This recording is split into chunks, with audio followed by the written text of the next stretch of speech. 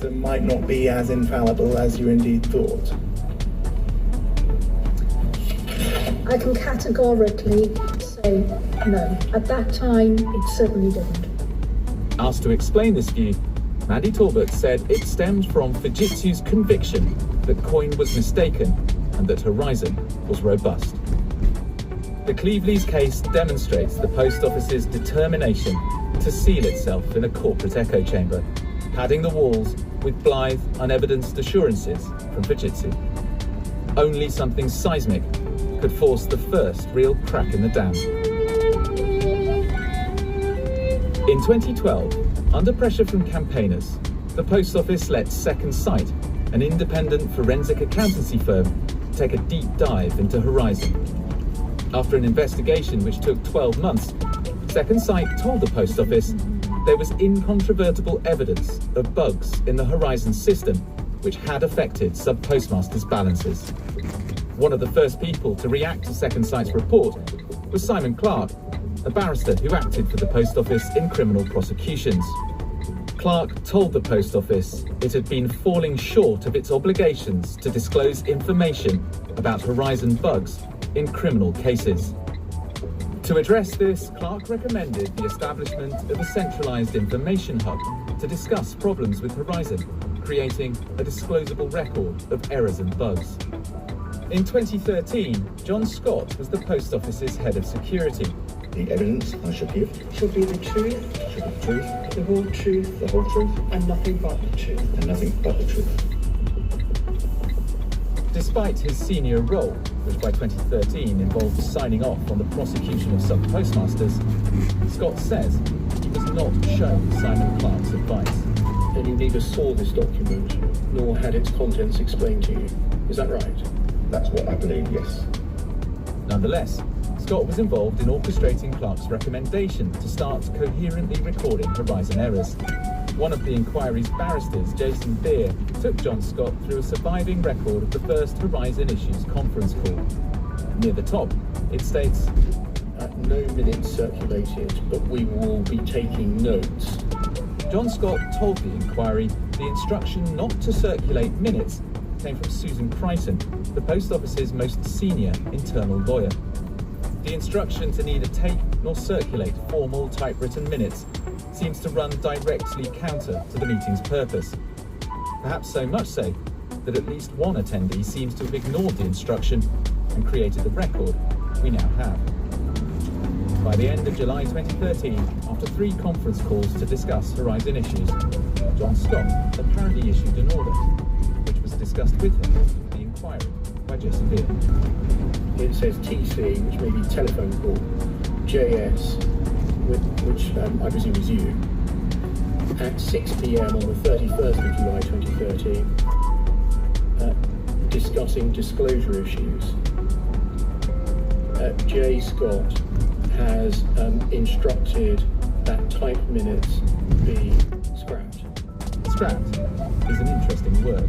But I don't recall asking for any minutes to be scrapped. Scott defended the decision not to circulate typed minutes. He said he made sure the security team took handwritten notes. It's difficult to remove all traces of an electronic record, isn't it? Yes, It leaves a footprint, even if it's deleted, doesn't it? yes. Whereas a written note can be hidden, concealed, or even destroyed, can't it? In principle. By August 2013, Simon Clark had got wind of what was happening. He wrote another formal legal advice to his clients at the Post Office. In it, he wrote, The following information has been relayed to me. The minutes of a previous conference call had been typed and emailed to a number of persons. An instruction was then given that those emails and minutes should be and have been destroyed. The word shredded was conveyed to me. Clark warned that this could be a criminal offence. I have no recall from that period from 10 years ago, but that is not me. That's just not me, what I would say or ask. Have you any knowledge of such an instruction being given? No. Yet, there's a contemporaneous note of a telephone call between a lawyer from Simon Clark's firm, Cartwright King, and Susan Crichton. It records them discussing an email apparently sent to Crichton, in which John Scott admitted sending out instructions to shred. In his written witness statement to the inquiry, John Scott categorically denied giving any instruction that was motivated by any intention to suppress disclosure. Whoever was responsible for issuing orders to stop, scrap or shred information, the Post Office had a serious problem. In episode 11 of this series, we heard from a senior lawyer who was very close to what was going on at the Post Office when the Second Sight investigation was published. We went back to them in the context of what the inquiry has revealed so far. Looking back, it's now clear that the Post Office lied and hid material on an industrial scale. We asked our source if they felt there was a conspiracy to pervert the course of justice at the Post Office in 2013. Yes, the conspiracy was to protect Horizon at all costs, and that policy subsumed everything. Culpability being the organised and deliberate disregard for the truth, the intentional failure to follow advice to record and disclose, and the institutional suppression of material. The last 6 months of 2013 mark a turning point in the Post Office Horizon scandal. It takes us from a period of apparent denial to proactive cover-up. People began to cover things up in order to preserve the good name of the Post Office. The former MP, James, now Lord Arbuthnot, has campaigned on behalf of sub-postmasters for more than a decade. This stopped being an issue about faulty software and became an issue about human behaviour. I don't think there has been a conspiracy to convert the course of justice. I'm absolutely certain that there has been. 2013 could and should have been the moment the Post Office put up its hands and publicly acknowledged something very serious had gone wrong. Instead, it took 6 more years, millions upon millions of pounds, and hours of exhausting effort from lawyers, campaigners and politicians to expose this scandal. In a statement, the Post Office told us, "We are fully addressing the past and share the aims of the inquiry."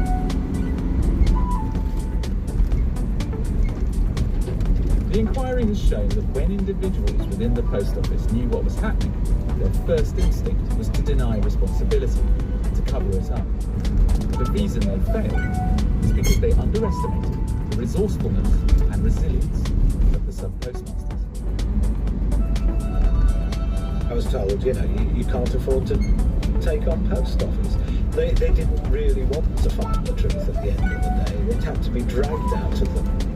Not only should they never have done what they've done to people, they should never be allowed to do it again, ever. I will fight until there's no life left in me for justice.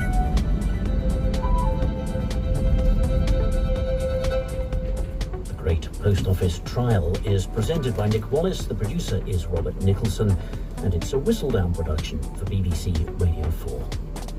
Woman's Hour this morning hears from the Women's Health Ambassador for England. She's responsible for ensuring the Women's Health Strategy achieves its aims over the next 10 years. What is that strategy and how will it be met?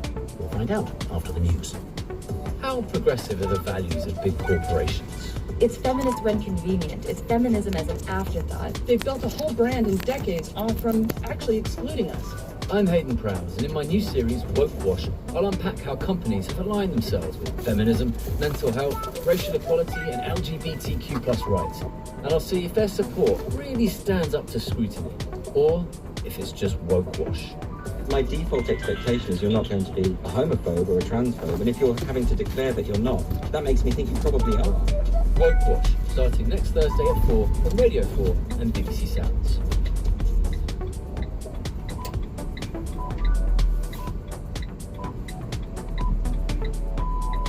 BBC News at 10 o'clock. Figures show that the amount of goods sold by retailers fell by 3.2% in December compared with the previous month. It's the biggest decline in nearly 3 years when the UK faced coronavirus restrictions. Some economists had predicted a smaller fall. Heather Bogle from the Office for National Statistics, which released the figures this morning, said families cutting back this Christmas contributed to the drop.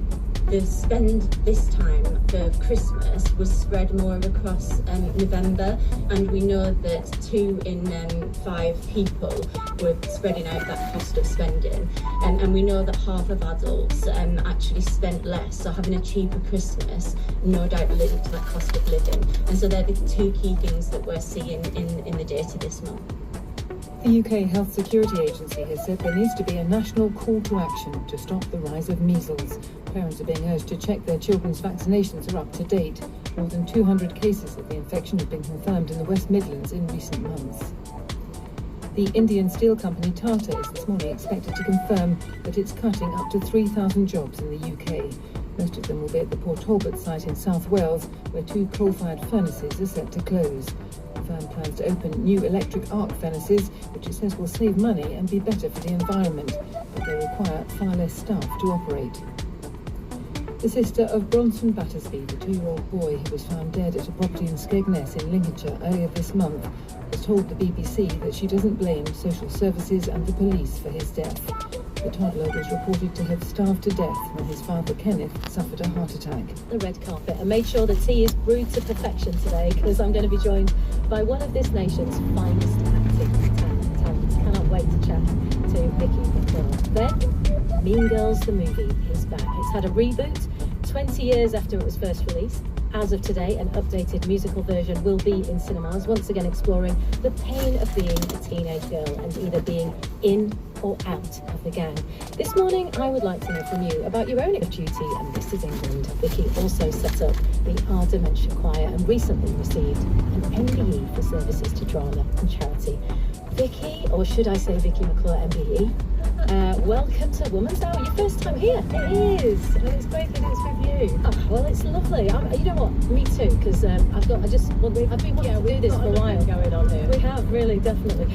First of all, MBE, how was that experience, and how special was it that you received it for Our Dementia Choir? Yeah, it was. I mean, that's you know, it's lovely that it was for drama and charity, but for me, it was for charity. It was for Our Dementia Choir, and it was for everybody living with dementia. It was a moment to be able to say, you know, maybe I can do a little bit more with something like that behind me. And the day was lovely. You know, my mum and dad and Johnny was there, and it was surreal. I mean, I'm not going to lie, it was everywhere you looked. We were just sort of flabbergasted at being in a castle and at Windsor, and you know, but when we got there, my mum said to somebody, "Do you know who it is? You know, who's giving them out?" They went, "It's the king," and she went, "Yes." You know, so it was really special. Yeah. And you set up the choir in memory of your late grandmother who experienced dementia. So, do you think I wonder what she'd think, really. I do wonder. I know she'd be immensely proud, of course. Her dementia was so, when I look back, it was so cruel. You know, she lost her speech. All she did was scream towards the end. It was so distressing for my mum and my uncle to take that on, and it was so confusing. We knew nothing. You know, at that time, it felt like it was this brand new illness that never really sort of got into. And so the fact that now we are where we are, and you know, the dementia choir and everybody involved in that, but you didn't have to do that. You didn't have to do that. You didn't have to step outside your life as an actor, doing what you do, to then go, I need to shine a light on that. Why? You know what? Honestly, it's the best thing I'm involved in. Like, I love my job. I'm very, very lucky. But nothing comes close to what I get from working with people that are doing things to help other people. And that might sound a little bit, do-gooder. But you know, if anybody volunteers or has to help somebody, and you know, you do get something back from that. And so I get that in bucket loads, because I see so much joy, I see so much difference in people's lives, not just those living with dementia, but their family members, their carers. Like last week we had the first rehearsal back, and not only did we sing, they had somebody from the bank there to talk about finances, they had somebody there talking about lasting of attorney. You know, there was all these different, there's a lot more going on than just the music. It's like we want to make a massive difference, and this year, when I can finally sort of like let the cat out of the bag and sort our pants off, I'm amazed. I'm like, they floor me every day. I'm like, what? We're doing what? Yeah. So you're one of those lucky people who has a passion and a purpose. Yeah, I am. I'm lucky for that. I do have a massive massive passion for what we do, and I think we all need purpose. Yeah. You know, you've got to have something to get up out of bed in the morning. So you've got all of that going on, and we can't wait to hear what your exciting plans are for later in this year. I'll be back. I'll come and tell you a woman. Yes, make it well, you know, yes, because it's the tea, isn't it? It's perfect. It's gone. Cricklewood, series 2. Yeah. Tell us about the character Lana Washington, or Wash. Yeah, Wash. Bless her. I mean, like if you watch series 1, you know, she lost a lot of people. There was an awful lot of trauma that she went through. So coming back in series 2, there was always going to be this very fractious sort of character that we would come back to. And you know, I was really interested into how we delve into that. And as we go through the series, you know, I hope it did it justice, just to make sure that that is very evident that, you know, that's been well documented through the character. But in and amongst it, it's entertaining. You know, it's like it's a very fast-paced, high-octane show. We've got some brilliant new actors in it. We've got great Rebecca cast in it. You know, it's brilliant to work with Jed again. So I just have a great read. Yeah, creator of Line of Duty. Yeah, that's what it's about. Should we have a clip? Let's have a listen to you doing what you do. We've got a timer. Our action's supposed to set it off. How long? 30 seconds. Get out there. Oh, come on! Well, this is the time. Alright. I'm replacing the disruptor. Just get away from that! Get down! Move! Get away! Take something! Danny, take the shot! Take the shot! Fully get it there! I'm sweating just listening to the clip. There's a lot of tension, and that's also because you are leading a very tight-knit team, and it's all about trust and communication. Yeah. You're called Expos as well. Yeah, they're called Expos. Lots of trust, lots of communication, lots of focus and bravery. I mean, you know, we've met real Expos obviously to get as much information as we can throughout the 2 series that we've done. And I'm just amazed that that's what people get up and do, you know, and knowing that it could go one of many ways. You never really know what you're walking towards. And so it was an amazing concept that came to me when I was just like, well, I've never even heard of it. You know, I wasn't really, I was aware of, like, you know, you see the bomb disposal vans maybe here and there, but it's not something that hopefully is a common occurrence. So I think it was just interesting to go on to a completely different topic. What's, as well as all the tension and the drama, what's really interesting is watching a woman leading a team and how that doesn't always go so smoothly. And you show us, you know, the reality of what that might mean for your character. Yeah, and just how few female experts there are. You know, that is evident, and that is still the case now, especially within the men, not so much, you know, out on the field, but yeah, it's a shocking, you know, the sort of balance is completely imbalanced. And you know, there's people that have told me things where they've said, when you put the big suit on, the big sort of protective gear that weighs as much as I do, I mean, it's insanely heavy. One of the guys that is a real expo, he said that one of the women was with him, and they both had to wear this whilst they were training, and she outdid him. And I was like, oh, she did. Why wouldn't she? And it's a surprise because you're an executive producer on the show as well, so how much creative input do you have, and how important is it to have that? Well, I think because I've worked with Jed and Jimmy, and it was a very easy process in so much as we've got a really nice working relationship anyway. But I just love being a part of it all. I've always enjoyed the call sheet, which is the most boring piece of documentation. It lands in your inbox every day, but I scour everything. I want to know when everyone's in, what time everyone's doing everything.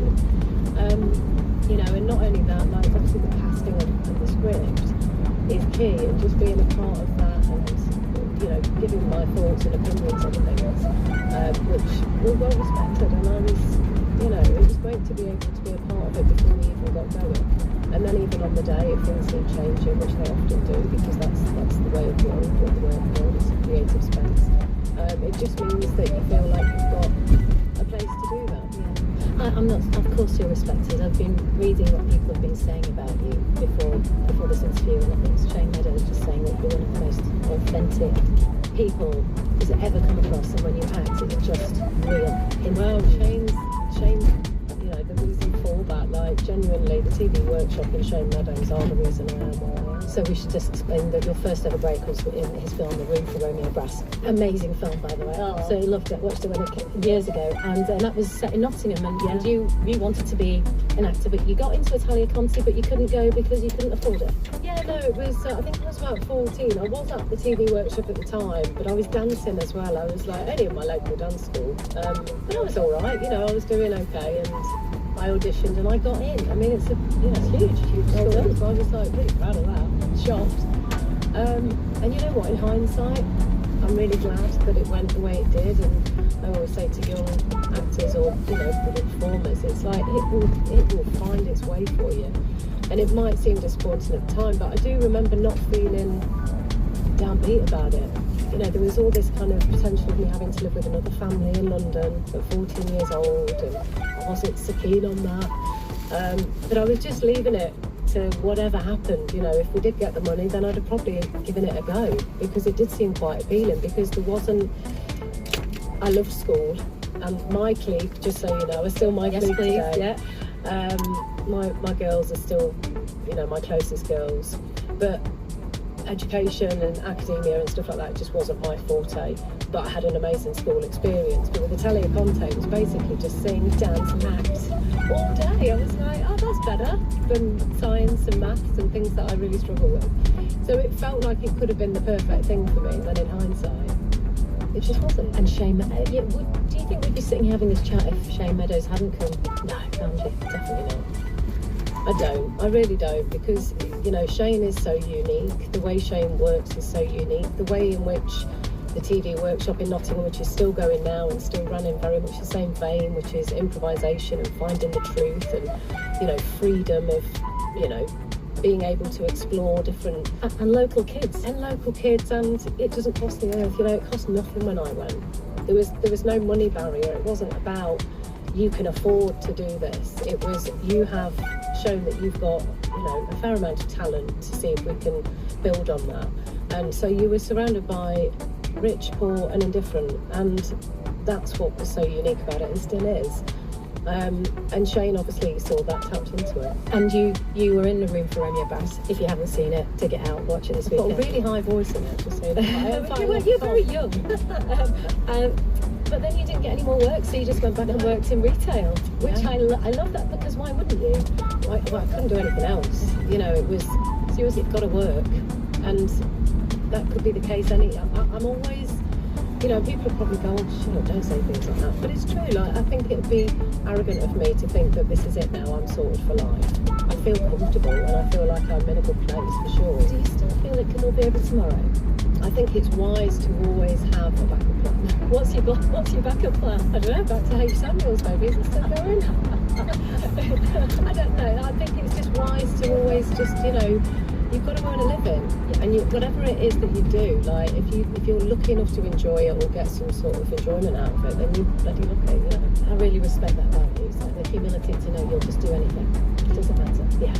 I mean, but you are doing a lot to give back. Like, you've not left Nottingham. You haven't moved. You didn't go to LA. You haven't moved to that. I've never been. You've never been to LA. I'm shocked. I mean, I'm sure it'll happen one day. I'll find myself there for some reason, but still not then. Just go for the sunshine if nothing else. Oh no, I'd rather go to Spain. Oh, yeah, fair enough. But you haven't left Nottingham. No. You live in suburban Nottingham. You're very much part of the community. Everyone that you're like Queen of Nottingham. Everyone loves you. There's a tram named after you. But you are now doing, I guess, what you're giving back. So I think your own production company. Yeah, we've got Build Your Own Films. Myself and Johnny set it up a few years ago. Yeah, congratulations, by the way. Yeah, thank you. And yeah, we've set it up, and you know, it's a very tough industry, as everybody knows. There's lots of indies out there that are doing, you know, as much as they can to create great productions, and there's still only so many channels. So it is a fight for the fittest to get your stuff in there, but we've got some really interesting projects that I would be absolutely, like, parts that I would love to play, you know. And it's not just for me, it's not like a a vanity project. There's majority of what's on our slate I'm not in, but there's some things in there that I'm so desperate for those stories to be told. Well, what are the stories that you want to tell? I wish I could tell you. But class is really important. Yes, that is definitely in there. Yeah, for sure. I wish I could go into more detail, and I hope to one day there'll be a green light and I can. But they are class. They are very much class heavy in some of them. One of them in particular. And it's an important story, and I've never seen it done on telly yet. And I think it's important not just to have those stories told, but also just make sure that we're giving work to people that haven't had that shot and haven't been able to go through, whether it be different writers' rooms, or if you haven't got experience and stuff behind you, how do you get into it? Or the bank balance, or the access, all of that. So how do you feel now, as this huge success, still living in Nottingham, but obviously you have to come backwards and forwards, and you have a seat at the table now. Yeah. You are in those rooms, and you are a CEO of your own company. I know. Listen, with very little GCSEs, and I mean very little, I think I got an A in drama, and that was it. But it just makes me go, there is that imposter syndrome there, that I kind of go, oh God, am I winging it? Am I doing all right? And then there's a part of me that goes, yeah, I am. And for anybody listening that may feel that they're not going to get that opportunity because of, they don't excel in certain areas, I don't believe that to be true. I think there's room for us all. This industry can be quite competition-led, quite competition-heavy, and everybody's watching everybody's moves, and there's egos flying around and all that kind of stuff. You've got to put that away. You have to, because otherwise you can't get on. You know what I mean? You can't concentrate on your own thing. You can't be in your own lane because you're too busy looking at other people. So that's something that I've always tried to keep feet on the ground and just get on with your own stuff. Yeah, absolutely. And you and your new husband, Johnny, you're doing day raves as well. Because I love your Instagram, by the way. Thank you. Vicky can dance. I love a dance. Yeah, no. When he came up with the concept, and I was like, it's a genius concept. One, because I'm not a big late night goer anymore. And that's not because I've hit 40. It's just I don't want to. I'd rather be in slippers on, dressing gown, chilling by 9 o'clock, not going out at 9 o'clock. I haven't got that in me anymore. So he's come up with this day fever, and it's sold out already in places like London and Nottingham and Wales, and I'm going to come to the one. I want to come to the one in Nottingham. But Asian kids in the 90s were doing day raves, but for very different reasons, just so that our parents didn't find out we were out. Oh really? Yeah, daytimers. It's the thing. I might come to your production company and pitch it as an idea. Please do. Vicky, it's been such a pleasure speaking to you. Trigger Point is back. It's brilliant. As are you. Anytime, come back. We'll have a count. Yeah, thank you so much. 84844 is the number to text. We've had a message in from Molly in Bristol saying, I'm listening to Women's Art, and my grandpa Bern and grandma Pat were heavily involved in the dementia choir with Vicky. She'll know them. I want to say a huge thank you for everything you do for them. It was life-changing for my grandparents. It's a year since my grandma died today, so funny that Vicky is on the programme. That's wonderful. And Michelle says, oh, we love Vicky here in Nottingham, one of our own, and does so much for the community. I'm on the waiting list for her afternoon clubbing. There you go. And think it's a fabulous idea for those of us who can't do late nights anymore. Fantastic. Keep your thoughts coming in. Thank you, Vicky. Thank you. Now, the Health Secretary, Victoria Atkins MP, has named menstrual problems, maternity care and birth trauma support as top priorities to be tackled in women's health in 2024. The measures were announced at the Women's Health Summit in London this week, marking the second year of the Women's Health Strategy. Within 10 years, the strategy aims to have boosted health outcomes for all women and girls. Priorities have been developed from over 100,000 responses received after a call for evidence. Professor Dame Leslie Reagan is the Women's Health Ambassador for England, whose job it is to make sure the strategy happens, and she joins me now to give us an update. Welcome to the programme. We last spoke to you when it was launched 18 months ago, July 2022. So what tangible benefits have women seen? Morning, Anita. Lovely to speak. Yes, I think you were the first journalist I spoke to when the strategy was announced, and I think we've made great progress. I think, as you know, I'm a rather impatient individual, so I'd like to speed up all the time, but I do think we've made really, as you say, tangible leaps forward. And I think, first of all, the constant discussion about women's health and the fact that our new Secretary of State stood up and in her speech and in her writings over this last week has said that, you know, she wants to make women's access to healthcare faster, simpler and fairer. And I think those three words are really music to many people's ears: faster, simpler, and fairer. And I think it addresses very, very eloquently all the things that we're trying to do. But you've asked me for tangible benefits. Well, there are things that have happened for individual issues that women are affected by. But I personally think that the biggest step forward is developing this concept of having women's health hubs. And I want to emphasise that the hubs aren't necessarily a place. They can be a virtual triaging hub, so that you, when you have a problem, can speak to somebody who's expert in this field and then can be directed or signposted to the right place. I think what all of us who've worked in women's health for a long time are frustrated by, and I'm sure you are, as the user or the receiver of care, is that you go to 3 or 4 different appointments, and 3 out of 4 occasions someone says, "No, you can't have that here, we can't do that." And it's not because they're not able to, it's because the commissioning has been very fragmented. And I think what this is demonstrating is that there are so many aspects of women's lives that are about maintaining their health. They're not ill on most of the occasions when they go and seek healthcare professionals' advice or input.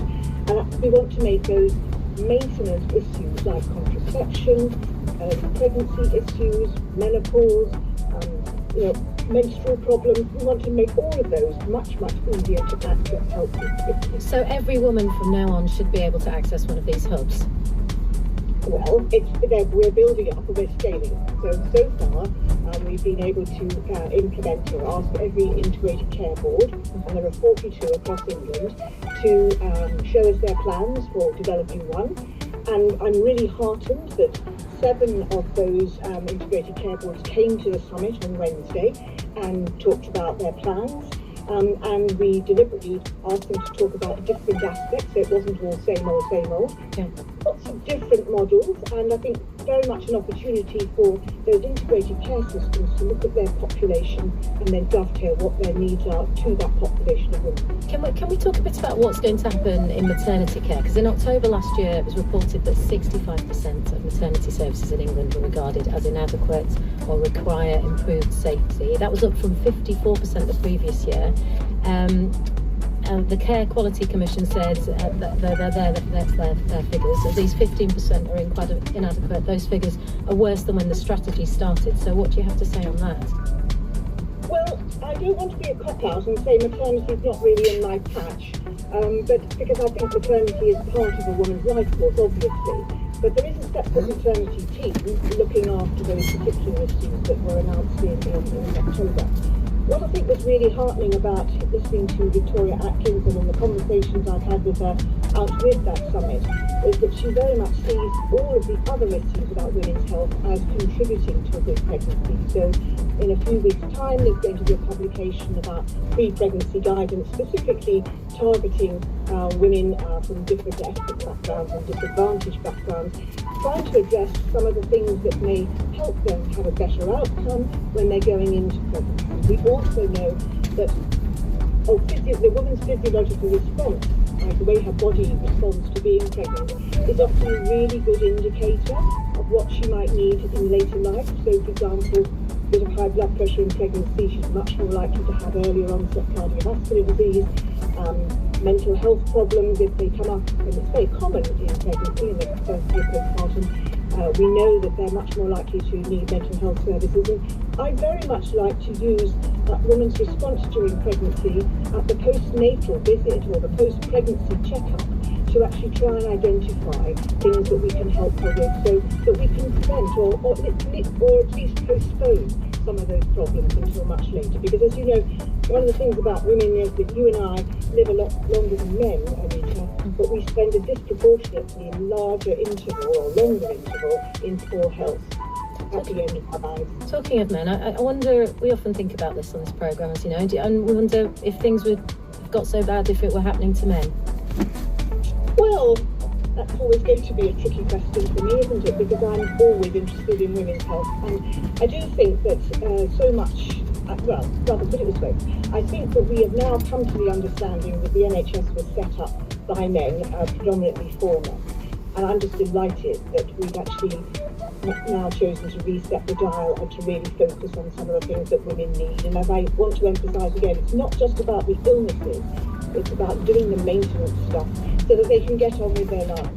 So I've often said I really think it's just not appropriate now for women or girls to miss school or miss going to work or not being able to care for their relatives or whatever because they're incapacitated by heavy, painful periods. And this is something that can be really easily dealt with if they go to the right places for help and advice. And since periods are something, menstrual periods are something that happens 12 times a year for 40 years of their lives, I don't know of anything else that happens to humans quite so frequently. So if they're disabling, that means that woman's not able to function properly, and I don't think that's acceptable. So to all the women listening who might be tearing their hair out because they can't get help that they need or whatever, what would you say to them? I think it's really important to understand that we are getting these health hubs up and running, and there will be one in the local ICB that's maybe a bit embryonic at the moment, but most of them are going to be functioning by halfway through this year. And I think that they will really, really change the perspective, and it's also going to have a massive impact on gynecological waiting lists in secondary care. I just don't believe that you need to go and see a doctor in a hospital for your contraception or your menstrual problems or your menopause, or even many early pregnancy complications, or even if you were older and you had a bit of prolapse or you had an irritable bladder. Those sorts of things can be dealt with in the community by providing the right services. And then if the first attempt at helping you isn't sufficient, that's when you need to be referred into secondary care. Yeah, sure, because as you are well aware, the waiting list for hospital-based gynecological services, it reached 500,000 patients in April 2022. Yeah. Almost double the pre-pandemic figures. Yeah. And it's a shocking figure, and I really do believe that the health hubs are going to dramatically reduce that. And it means as well that every time I prevent you having to go to 3 or 4 different appointments, and if you can get sorted out once or just twice, then you'll be able to get on with your life. And you've been reappointed for a further 2 years. Will the role continue if there's a change of government? Will he still be here?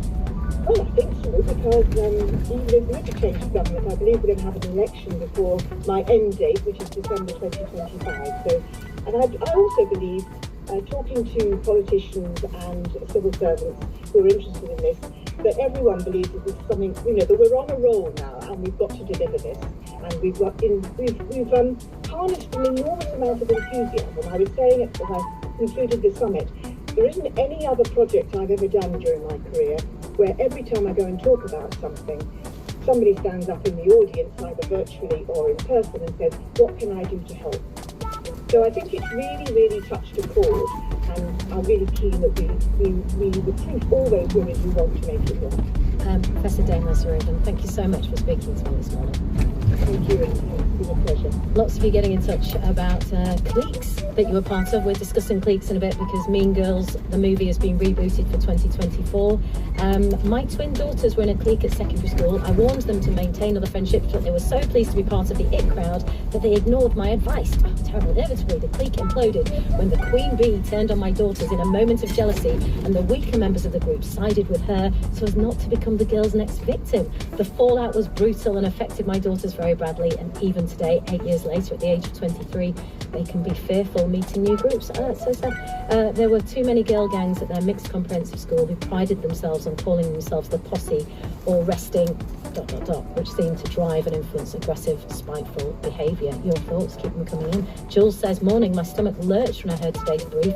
I was off school for a week with tonsillitis, age 13. On my return, my immediate group of friends cut me dead, shunned me. It was terrible. I was fortunate to be rescued by a girl I hardly knew, but who now is a lifelong friend. Teenagers can be so cruel. Yes, they can. But you got a new friend out of it. So there is a silver lining to that story.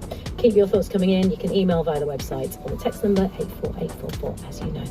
Now, the United Nations mission in Afghanistan has said it is deeply concerned about recent arbitrary arrests and detentions by the Taliban government of women and girls, cracking down on women who don't follow the dress code. A UN statement say hijab enforcing campaigns in the capital Kabul and the province of Daikundi have been ongoing since January the 1st. Well, to find out more about this, I'm joined by Zaguna Kargar, an Afghan journalist with the BBC. Morning, Zaguna. Morning. Can you explain what's been happening to these girls and young women? Yeah, I follow Afghan media quite closely, and because I'm from Afghanistan, I speak to many people on a daily basis there. Since the beginning of January, there have been arrests by the Taliban, mainly in Kabul city, of young women for not obeying the correct hijab or Islamic dress code, as the Taliban have put it. So there have been pictures on social media of some young women being packed into police trucks and taken into detention. There have been worried messages by family members, like one of the girls' sister was crying in the middle of a street saying the Taliban have taken my sister because she wasn't, according to the Taliban, not wearing the correct hijab. So this has increased quite a lot of worries among families in Afghanistan, in capital Kabul especially, about the security of their parents and their young women in the family. In the beginning, when the Taliban took power in 2021, the Taliban introduced an Islamic dress code for women, which was like a long, loose hijab, wearing no short tops or like. In Afghanistan, many women, or most women, when they come out of their house, they do wear headscarf. It is a Muslim country. People do obey Islam. That is their way of dress code. So I have been to. So what's the issue about the girls? What are they wearing, the ones who are being arrested? The Taliban say that they will not follow the correct Islamic hijab code that they have introduced. But when I saw in the video messages on social media, the girls were wearing exactly the same clothes that they wore before the Taliban took power, like long, loose tops with baby jeans and then headscarves. So they were not dressed without a hijab, but the Taliban considered it not to be the right way of hijab. And what's the experience of being arrested for these women? Terrible, Anita. I've spoken to neighbors of the girls who were arrested. In Afghanistan, when you're a young woman, you're taken to prison, no matter whose prison it is, your whole future is shunned. There's a stigma about women spending a night or spending a few hours in detention. It is just not a good thing to see for women. And many families have been crying, saying that we don't want our girls back, just keep them in prison. I have experience of interviewing women in Afghan prisons even before Taliban. So they were like really isolated by their own families. So this is now creating a huge problem for girls who are already suffering with a lot of restrictions put on them in terms of education, in terms of where they can travel, who they can travel with. So this is another level now. And the Taliban are trying to control women through men in the family as well. Oh, definitely. So the men of the family have been warned. This is what the Taliban themselves have confirmed, that the men have been warned to either obey or make their women obey the hijab, and if they don't, they will be fined or they will be in prison. So it gives like that kind of another level of power to the men of the family, that they can just control women, basically. Thank you for bringing us up to date with what's happening in Afghanistan to women. I'm sure this is a topic we'll be coming back to, but for now, Zaguna Kargar, thank you so much. Now, 2024 will be the biggest year ever for democracy, as more than 4 billion people, over half of the world's population across more than 40 countries, will go to the polls. To mark this historic milestone, the FT newspaper has launched Democracy 2024, a film series to examine what democracy will look like in the year ahead. And the editor of the FT, the first woman to hold that post, Rula Khalaf, She's in the studio with me right now. Welcome, Rula. Lovely to see you. Thanks for having me. First time at Women's Hour as well. Yes. Lovely to hopefully not the last. Of course not. It's a year like no other for democracy. So what are you at the FT doing to mark it? Well, one of our first projects for this year is a series of short videos, which we published this week. We have on our staff a brilliant filmmaker, Juliette Riddell, and all credit really goes to her. What she did was commission 4 writers to reflect on democracy in a creative way.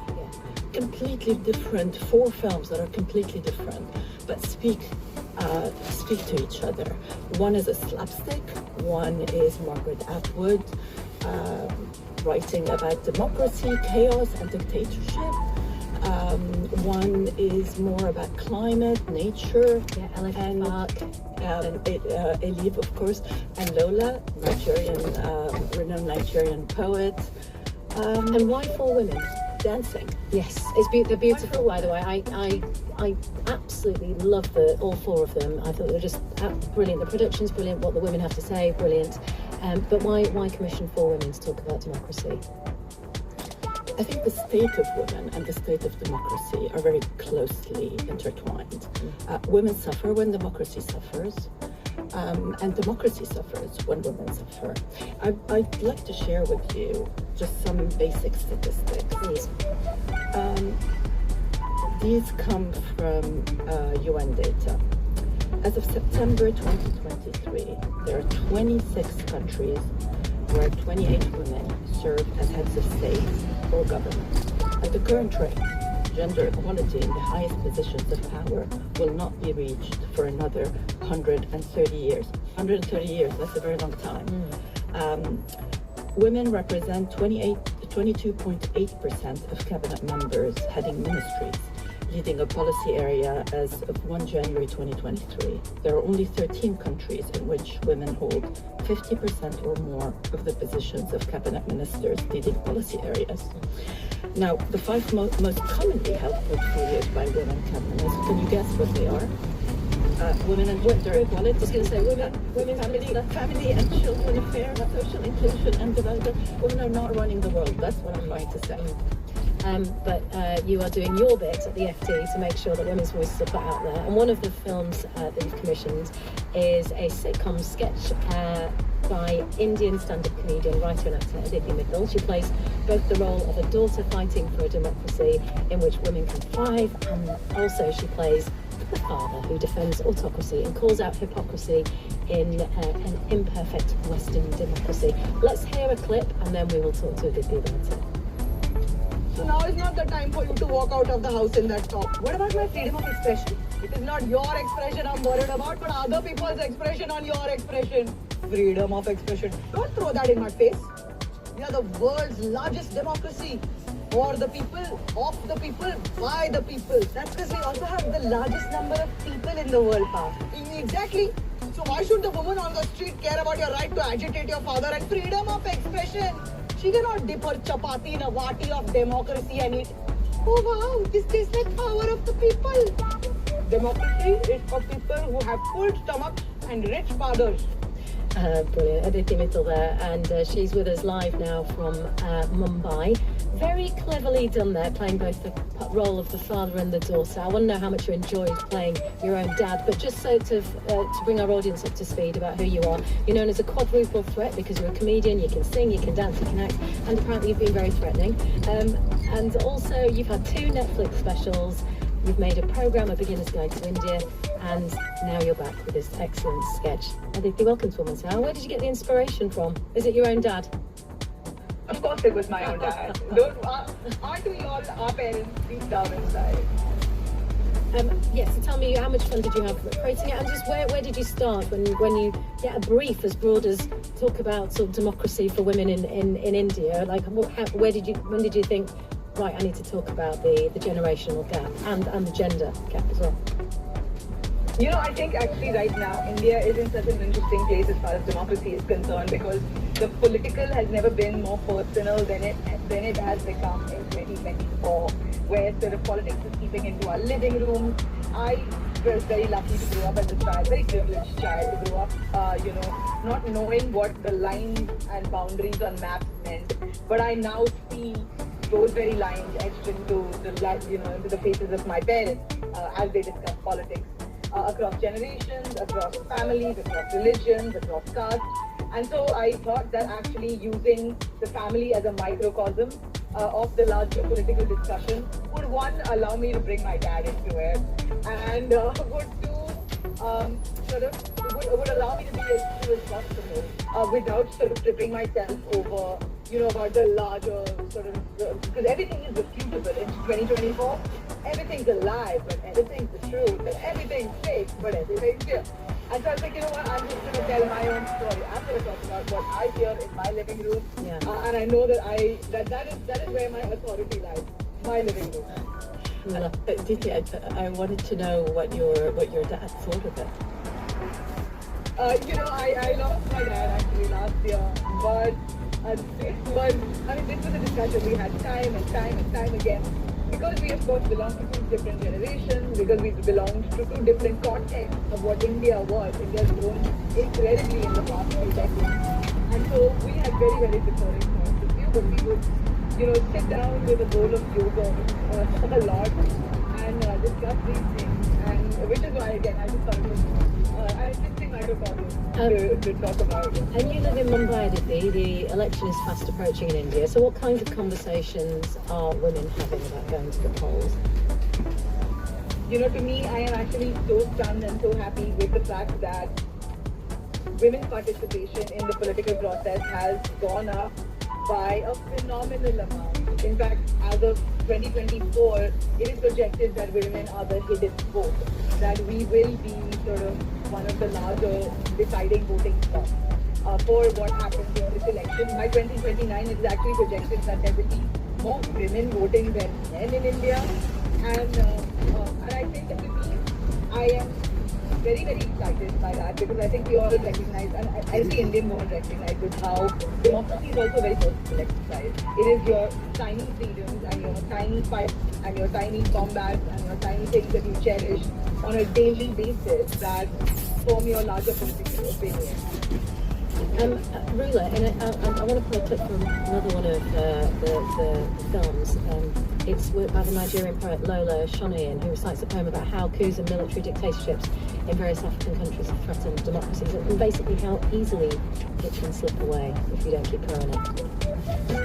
It always starts with one man and his gun, peddling promises of new beginnings. I have come to save you, he says, his finger dancing on a trigger.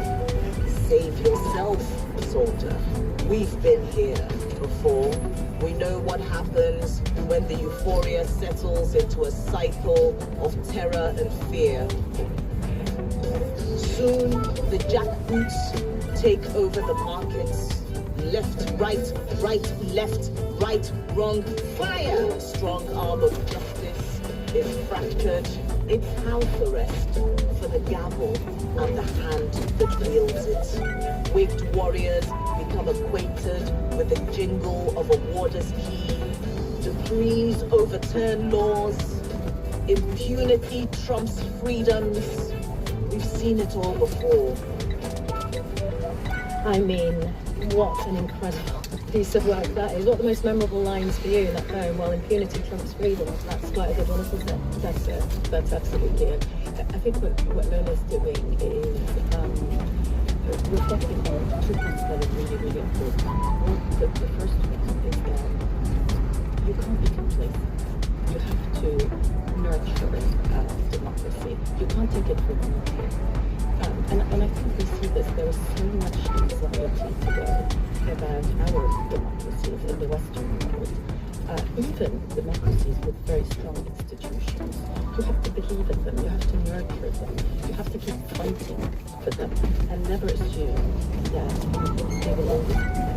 I think the other point is elections. We talk about all the elections that are taking place this year. But we also have to think about what is the meaning of democracy. You can vote. But is that it? In reality, democracy is about building institutions. Democracy is not only going to vote, it's hugely important, of course, to vote. But the strength of your democracy is not whether you are building elections. It is whether you have within strong institutions that can protect this democracy. Aditi, how do you feel about democracy in India? In fact, the song that is in the film that we have written is a song that was written by me. I wrote the lyrics, and it is called Khambo, which means pillar, which is also a euphemism, which is also a word for alcohol bottle in Hindi. But the idea, the song is Latka le to aayo babu diye haath mein khambo, charo khambo gat gat gir gaye, khut ho gayo mogambo, which is telling us the fact that the four pillars of democracy have fallen. Mogambo, who is a classic Hollywood villain, is very happy right now. And each verse sort of talks about each pillar of democracy and in the way that it affects, of course, the young girl, but also the way in which our democratic institutions have been compromised. And I think that 2024 is an incredibly important year for India because we may be able to manipulate institutions, but will we be able to manipulate people? And I'm very much counting on the women of this country to save it.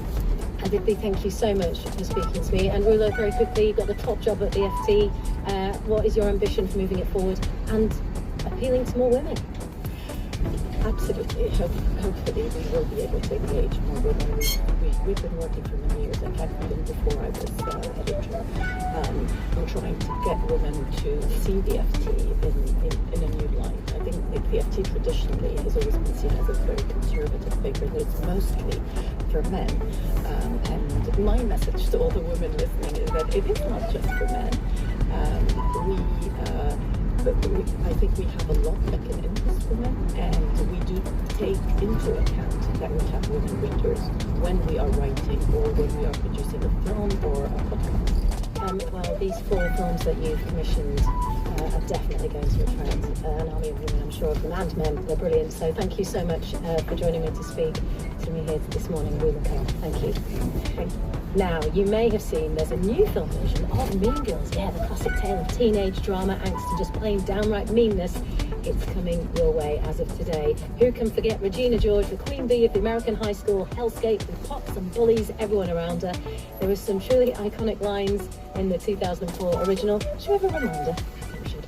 That is so fetch.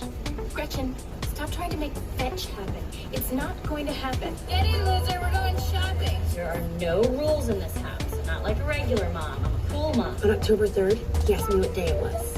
It's October 3rd. On Wednesdays, we wear pink. She doesn't even go here. My breasts can always tell what's going. Some moments there from the original Mean Girls from 2004, directed by Mark Waters. The themes are still the same though. How girls and groups of girls can operate at school and the impact it can have on others. It's 20 years since the original film was released, but the message, well, is it just as relevant today? To discuss this is Christina Newman, a film critic and the author of Hollywood. Welcome to In the Zone to both of you. First of all, Christina, why is Mean Girls such a phenomenon? Why is it still relevant in our culture? Is it?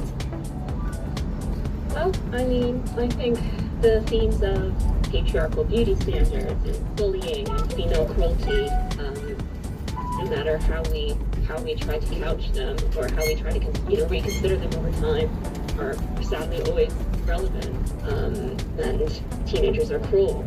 But I mean, there's something really special about Mean Girls. It kind of came in 2004, the height of this really kind of toxic celebrity culture that was really cruel about women's bodies. In fact, turned around and was very cruel about Lindsay Lohan's body, being the star of the original film.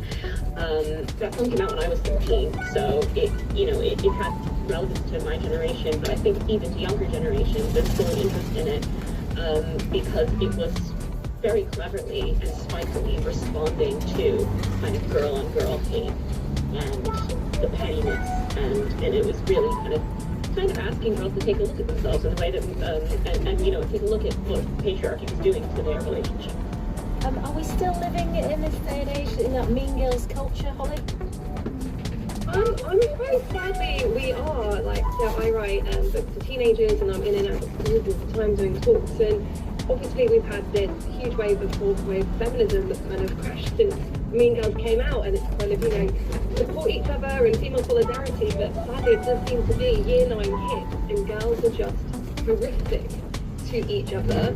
And within their friendship groups, obviously there's like the chain of popularity as well, and that kind of top-down bullying that comes from that. But I think what Mean Girls really showed is that people at all the different cliques of friendship groups of girls are being mean to each other, and it's that kind of psychological warfare.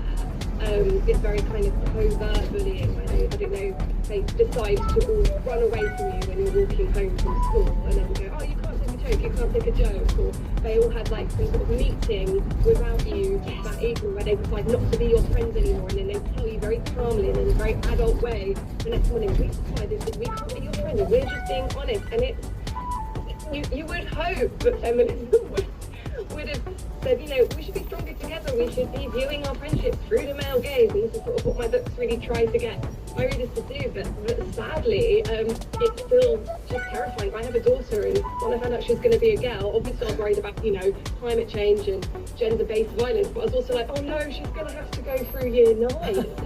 Do you know, I feel like listening to what you've said, and we should have given a trigger warning really, so everybody listening, it will remind you of being a teenager. Should they have rebooted this movie, Christina? I mean, I'm of the opinion that, well, I can see why this film came out, you know, when it did. We have a TikTok era that's obsessed with Y2K culture.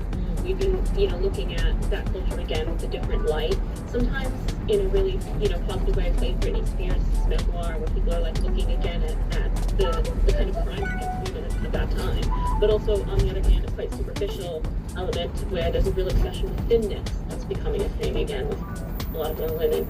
And, you know, it makes sense that movie studios would want to capitalize on the fact that we're kind of talking about this era again, when this film speaks to a lot of that. But I mean, personally, I find it a little bit cynical, and I find it to be less socio-political and more demographics driven, coming from Hollywood's obsession with, you know, existing intellectual property and reboots and recycling old ideas. And I do think there's something about the original film that just really stands up. So back to you, Holly, because I can't stop thinking about you and your daughter. What are you going to do when she does get to year 9? Have you thought about it? You're obviously a woman who has thought about things. What's the conversation you're going to have when she comes home and says, I was ostracised, or I'm the mean girl? I feel like I really believe in stories and pop culture and books, in the ability to kind of change and shape young imaginations. I think writing teen fiction is an incredibly exciting space for being, so I do think if you give the right book to the right teenager at the right time, it can really kind of change their life. If you ask anyone what their favourite book was, it's normally always a book they read when they were coming of age.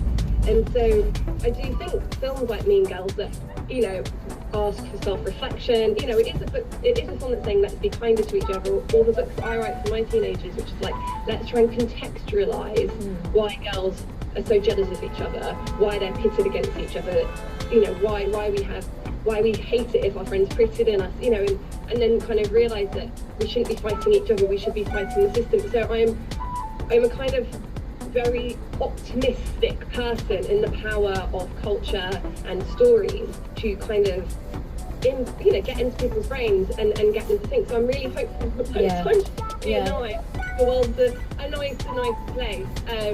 And, you know, if that means making a musical version of a perfectly great film, and that means more people are watching that film and feeling seen by it and having a good time and taking the message away that we should be kinder to each other, then I'm all for it, even though I share your cynicism. But we really need reboots rather than different, new, more nuanced stories. I think just as you were talking, I was thinking about a film that's done it brilliantly. The sort of nuance of female friendship is How to Have Sex. You know, that's done it really well, just how girls can feel jealous and be mean, but then also be wonderful and have beautiful friendship can be. Is the film any good, Christina? Well, okay, that. No. No, I mean, it repeats itself as a musical, which I love a musical, but I'm just not sure.